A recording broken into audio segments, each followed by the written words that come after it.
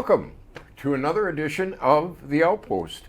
My name is Mike Hert, and I'm with Adam Alexander. Yeah, and we are the Outpost, and we are with DAV, Disabled American Veterans, Chapter 17, Ray H. Fuller, Winnebago County. And we basically have two objectives when we do this. One, to be able to share the message of the disabled American veterans and our support for the veterans community, because we're about ensuring that every veteran lives a life of dignity and respect, and that those lives are high quality. But the other thing that we want to do with this show is we would like to bring some of our members on the show to talk about their service. And what I've always found really neat about with our members, Adam, is that they're like literally slices of American history.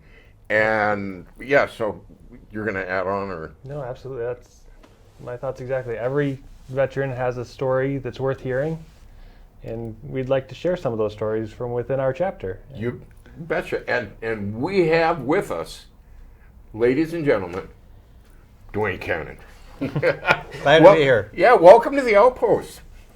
Duane, we've had the pleasure of, Duane's a great guy. Have known him for, since I first got involved with the veterans community. I think my very first DAV meeting, you were there.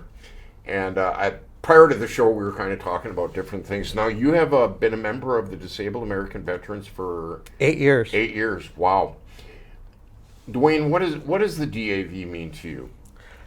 It means to reach out to other veterans who are in need, to help them, to show them that we are here to help them. And the best way to do it is one-on-one contact. Absolutely, and that's one of the things that I've really enjoyed with just the relationship that you and I have had, and I've seen with you other veterans, is you have a strong sense of compassion, a strong sense of commitment, and you're always out there for our fellow veterans. Now, one thing with DAV, there's a couple of different things that we do. Obviously, claims benefit. We have national service officers. Even most of the chapters should have a chapter service officer that can be of assistance initially with a claim. But one of the programs we have is the Transportation Network. Let's say you're a veteran and you have a medical condition and you are approved to the VA. Not everybody's got that transportation to get there. Now, one of the things that I know that you've used from time to time is the Transportation Network. I like to localize it, and Big DAV has a transportation network, but we got it here in Winnebago County. And what does that mean for you, Duane? You've used it, and just to kind of give that snapshot for folks. Yeah, I use it when I go down to Milwaukee. I don't have to worry about driving and traffic, and they take you right to the door and drop you off, and you go to your appointment. How much does it cost you? Nothing. Excellent. Now, when you again, kind of localizing it. So where will you meet it? How does that work? We meet at Perkins Restaurant at a certain time. Okay. And they'll pick you up there. It comes from Appleton. And then sometimes they'll stop in Fond du Lac and pick more veterans there and take them down to Sobolowski to the VA hospital. Okay. And then when everybody's wrapped up? Yep. As soon as everybody's done, and then you head back home. Wow. And the other thing to talk about as well is that it's free to those veterans. They're not charged. Secondly, the drivers are volunteers. So we do have on Facebook, at the very end of the program, you'll see where we're listed. Contact us if you're wanting to be a volunteer driver, because we're always in need of drivers. That's a great thing. The other thing that we are involved in, DAV, is from disaster relief to military people transitioning that are needing assistance job-wise. They're constantly having job recruiting seminars, workshops, the places for employers and employees to connect. Another big thing we do is advocacy, where we will walk the halls of Washington, D.C., or even the state capitol. I mean, it wasn't too long ago, Adam, you and I were there. Yeah. So DAV is active in the life of our veterans. However, I want to hear the story of Duane Canon. Yes. Now, you had some facts and thoughts about Vietnam starting off, Adam. Approximately 8.7 million people served in Vietnam, the Vietnam War. 58,151 people, service members died, and 153,303 were wounded. And about 25% of all Vietnam veterans collect VA benefits. Wow. I thought that one would have been a little higher, than the 25%. Yeah. But yeah, especially with the impact of Agent Orange and so forth. But how did you jump in? Because like for Adam and I, it was a volunteer force. We're Afghanistan veterans and so forth post 9/11. But what was it like for you, Duane? How did you jump in the mix? Well, when I was 12 years old, I got my very first airplane ride, and I loved it. And I used to build model airplanes. And then the Vietnam War had started, and I graduated in June of '66. And so I had three choices: enlist, get drafted, or go to jail.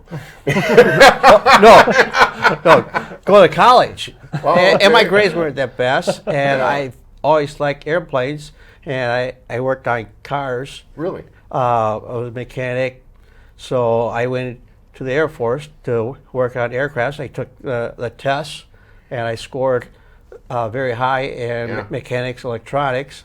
So I got into the Air Force, and I worked on airplanes dealing with air conditioning, pressurization, and oxygen, very vital systems on the planes. Wow. Well, now, where did you go to basic then? Basic training was in Amarillo, Texas. Really? They were slowly phasing out. The first four guys, their physical went to Amarillo. Everybody went to Lackland. And then from there, I went to Chanute Air Force Base for schooling. And then my first assignment was Langley Air Force Base in Hampton, Virginia with C-130s.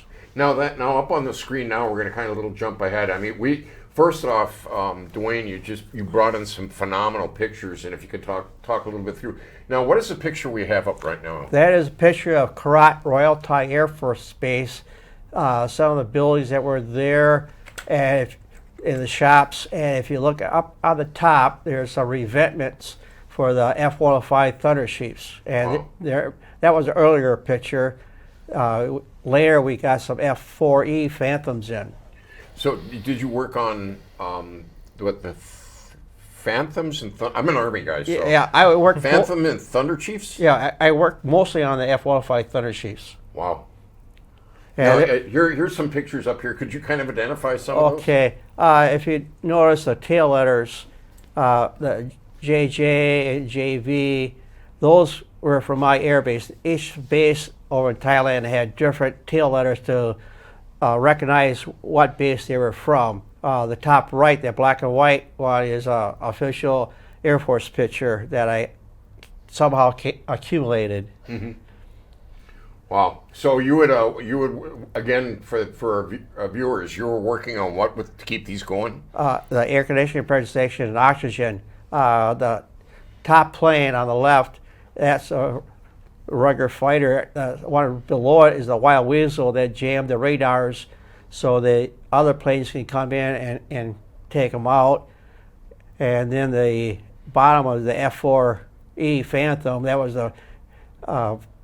they had a machine gun on the nose. For a while, the other models didn't have it. Then they realized they needed a machine gun.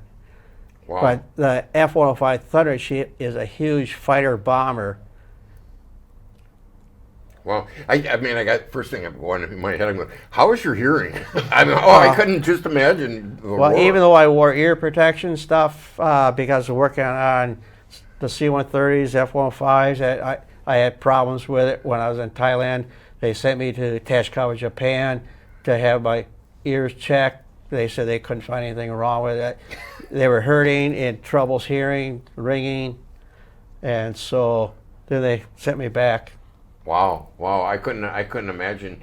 So now, okay, you go through basic training. You're at your place. Where did you go for your schooling again? Chanute Air Force Base in Rantoul, Illinois. So, wow, you went to Illinois then? Yeah. Oh, so okay. So, how long was that about? 4 months. 4 months of training. So, and then after that, where did you go? Langley Air Force Base, which was Tactical Air Command headquarters. I worked on C-130s, And No kidding. while I was there, I went TDY with our sister squadron to Spain for about 20 days on a NATO exercise. Then a little bit later to Pope Air Force Base for 5 days on another exercise. Then right after that, I went with our squadron to Greece on another NATO exercise for So 30 days. so when they talk about seeing the world, you did. Yes, I did. Wow. Wow. So now what about, okay, now we're talking about the Vietnam War. I think, and you guys might be better, but I think it was like 1959 we had some military advisors there. The war, I believe, wrapped up in 75. Yes. Correct? So, yes. Something like that. And we had all forces involved with it. Now, if you could kind of, because you're going to give us a little bit of a bigger picture, but you were in First-hand Thailand. account. Yep, pardon? A first-hand account. Yeah, yeah. And you're going to give that. Now, we had the Air Force in Thailand. Yes. And what was the role? How did that work? And just your memories, your recollection. Well, a lot of the planes that flew over to North Vietnam came out of Thailand on different missions. There was a number of bases, and plus there was Army bases there too. And I was at Hert Royal Thai Air Force Base, and then when our runway was being repaired, we went to Tak Now, Ly. what is the picture up there right now? Okay, I saw that before. that was probably in March of 1969. The Thai Army also served in Vietnam, and the base I was at, they were called Hooch Girls, and her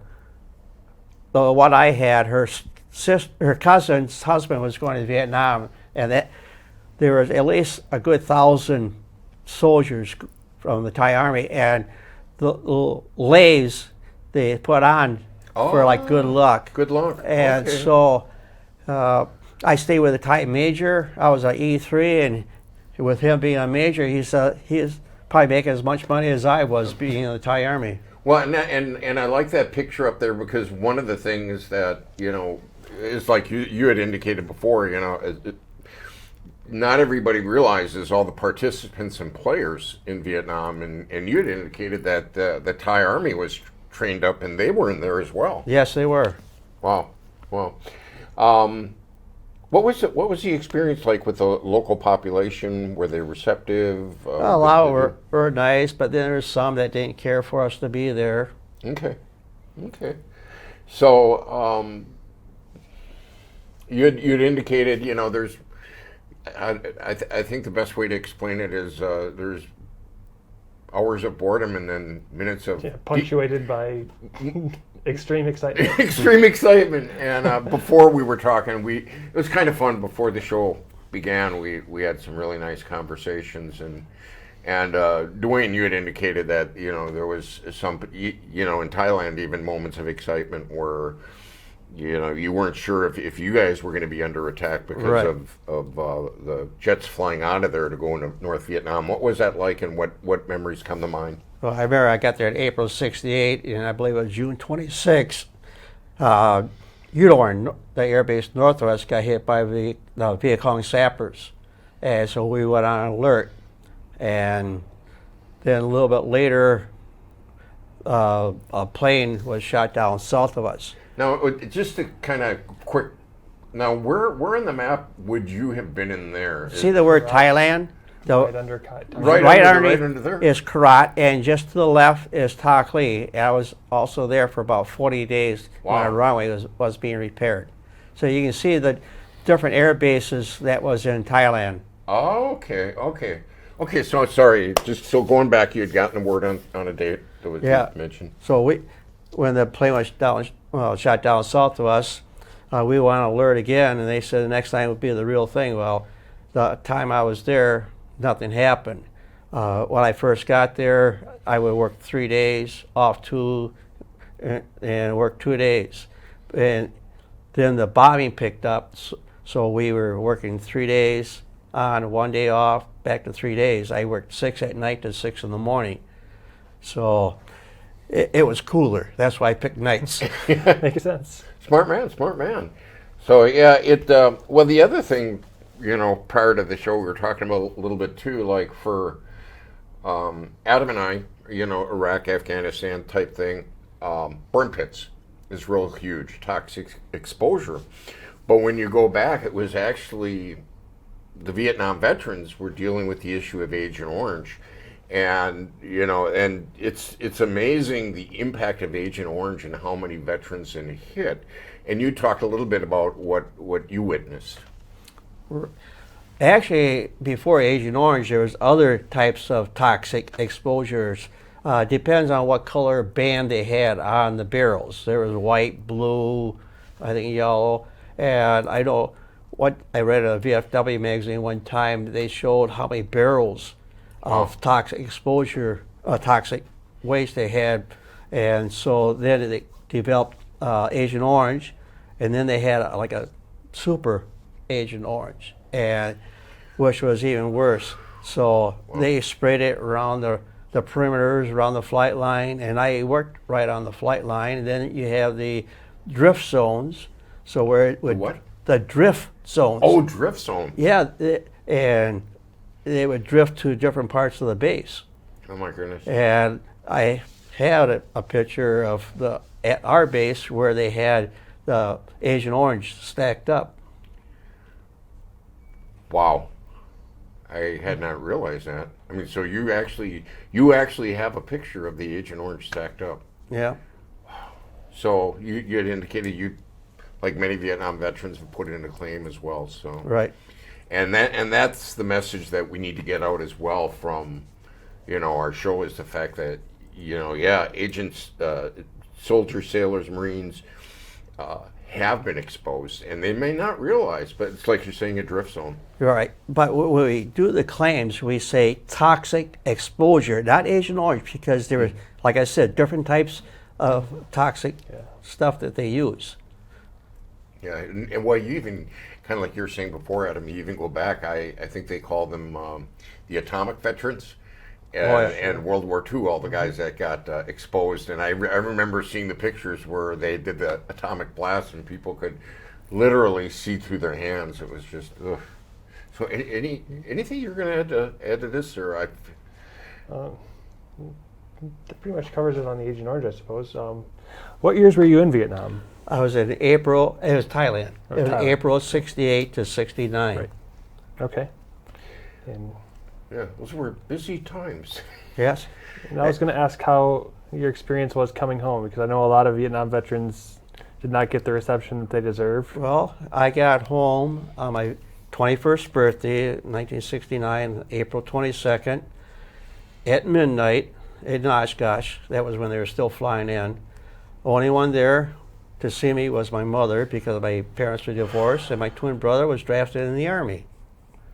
And I just want to take a second on this one to the viewers.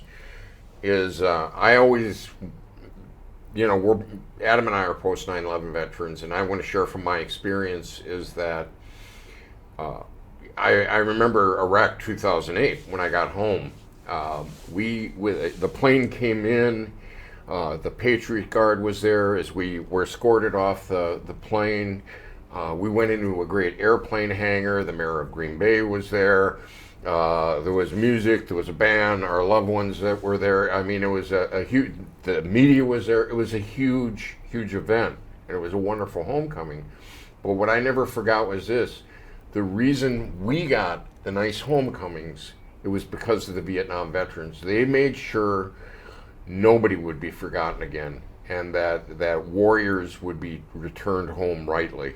And I just really, I thank you, Duane, and I thank the rest, because, what happened to the Vietnam veterans, and I've heard my share of stories. I mean, it was horrific. When I got back to San Francisco, since I was Air Force, I had not Army or the Marines. Those were the ones that were really spit upon and just had a terrible experience. They were told, change out of your uniform, put civilian clothes on. And that's no way to greet a veteran. No. But when I got my very first Yellow Ribbon Honor Flight in 2013, Yeah, tell us about that. it was a fantastic trip, and Channel 2, WBAY, follow us, and they interviewed me along with many other veterans. And the one thing I said, when you go to the wall, you see their names, and you see yourself in the wall, and you're with them again.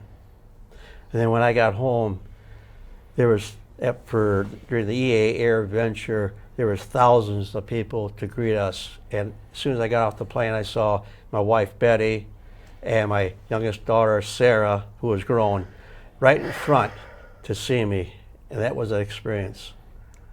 Wow. And for people to cheer us, that was a great homecoming. Better late than never, I suppose. Yes. Yeah, I mean, I'm listening, and just the word that comes inside is healing.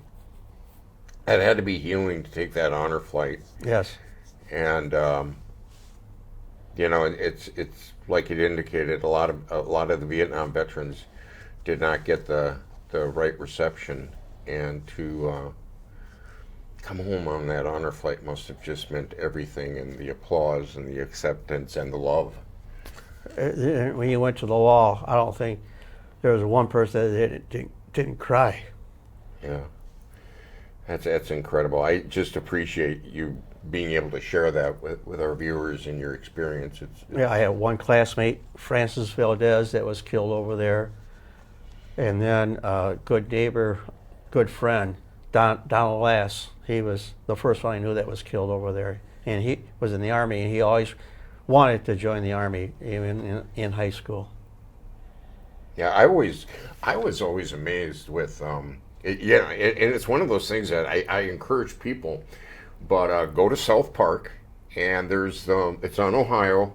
I think it's at, what about 11th. 11th in Ohio, is a veterans memorial, and it has a list of all the veterans from the Oshkosh area, World War II, Korea, and I was amazed with the number of people from this area that had died in Vietnam. Mm-hmm. So, very incredible. So, is there something else that, when you think about it? So, I got to ask you on a personal basis. Okay, folks, I've known Duane for a while. Good guy. He is. I don't know how to quite put this, but he's like the Energizer Bunny. He really is. And when he is out here, I mean, he is involved with so many things. But I need to share with you is that we have a phenomenal veterans community with the viewers. We really do. Mm-hmm. And they do great stuff. And the reason they do great stuff is because we have Duane Canon and people like him. Now, people always don't know this, but we got the 4th of July parade. We have the Memorial Day procession. And I know there's this guy that's out there that's doing a lot of coordination, and I think he's here with us right now. So could you tell us about your involvement? Well, I've been the president for the Vietnam Veterans America for the last 12 years, but 30 years ago, when the 1157th came back from the war, we wanted them to have a parade. They did have a welcome home parade, but we wanted it for the 4th of July. Yeah. As to honor them. And so, 92, we didn't have a parade because we just wanted you to have a special parade. Yeah. And the city wanted Hawaii, there was another one. So from 93 on, except for last year because of COVID, we've been putting on the 4th of July parade, lining it all up, getting people for it, to be in it. And so we do all the lineup, and we're one of the last ones to be in it. And so this year was the 30th anniversary of the end of the Gulf War, and we had, 3 people that were walking from the Gulf War, and another one that was driving another vehicle that he belonged to a different veteran organization, but they were there to be recognized. Wow, that's got to be rewarding. And to share with viewers, there's a lot of behind the scenes stuff. First, OCM, Oshkosh Community Media, does a great job with our Memorial Day procession. And I've been blessed from quite a few years where I'm one of the co-hosts. And what happens is the viewers not always be aware is I got my cell phone with me. And it's this guy here that's calling me up, and he's telling me when the procession is started, because sometimes maybe somebody doesn't show up, or somebody does show up, or somebody gets swapped out. And so Duane's kind of the go-to guy that, he's kind of one of our, in some ways, it really is one of our local unsung heroes. So Yet another example of an enlisted guy making an officer look good. Got me. Yeah, we've been doing the lineup for the Memorial Day procession for a number of years. It was supposed to go every 2 years. The Oshkosh Patriotic Council will go rotate to another veteran organization, and we started that 1 year. And since we were doing the 4th of July parade, we've been doing it ever since. Wow, that's incredible. Well, the other thing I think, especially from a Vietnam perspective, I think that needs to be mentioned too is that I think there were a lot of traditional concepts as to what warfare was, and one of the things I've learned is every war has its own personality. No one's different. Like for Adam and I, we were volunteers. You guys were drafted, or volunteered like yourself. So everyone was different, but one of the things I think is important is DAV, the Disabled American Veterans, readily accepted Vietnam veterans into the ranks right away. There wasn't a discussion of, this is a war, this isn't a war, whatever it is. We opened our doors right away and said, come on board. It wasn't like that when I came back. The VFW, the Legion, none of those wanted any Vietnam veterans in their organization. Yeah. So it wasn't until like 90 when I joined the first veteran organization. I was 7 I belonged to. That was the Vietnam Veterans of America. So, but you're now involved with 7 of them. So you're a busy guy. Leave a lot of post-it notes for your wife Betty then, eh? But that is one of the things that we've always been engaged with, and with the DAV, it's neat to go to the meetings because you'll see one all the branches. You'll see, and it's funny because we all kind of tease one another and have fun, but we stick together and we're pretty tight though. Yeah. Oh yes. And I think the hardest thing for me to see right now is, and it's a life reality, but how like with the World War II Korean veterans that, I think last I read, I think there was like maybe 300,000 World War II veterans left in the U.S. It's a small number, and there were 16 million veterans at one time. So a lot of Vietnam veterans, a lot of the younger guys like yourself. But I'll say one thing: I do a lot of military funerals in the area, and the Vietnam veterans is the number one that are dying. Well, and that's another thing. We've got a little over a minute, but I do want to mention one other thing that you are involved with, and is the United Veterans Honor Guard. Can you give us a quick snapshot of what that is? The United Veteran Honor Guard is all the veteran organizations in Oshkosh combined together to form one unit to do military honors for our fallen brothers and sisters. We don't care what branch or whatever, but we are there to honor them and give them the respect for their final salute and taps, and they fold the flag. We also present the families with the 21 casings that we fire along with a coin from the Honor Guard, so they could have the deceased name put on the back of the coin. Yeah, and I think that's really important for our viewers to know, because the fact that, I think just about every family has a veteran. And and that final salute, I'm going to tell you what, I mean, they do a phenomenal job here in the Oshkosh area. Outstanding, yeah. And again, those unsung heroes like yourself, other folks. So right, all veterans are entitled to full military honors, and a lot of them don't want to do it, but it's up to the individual. So thank you for joining us on the Outpost, welcome. and It's an thank honor you to for be your here. service, Duane. hey, it's an honor, man. Yeah.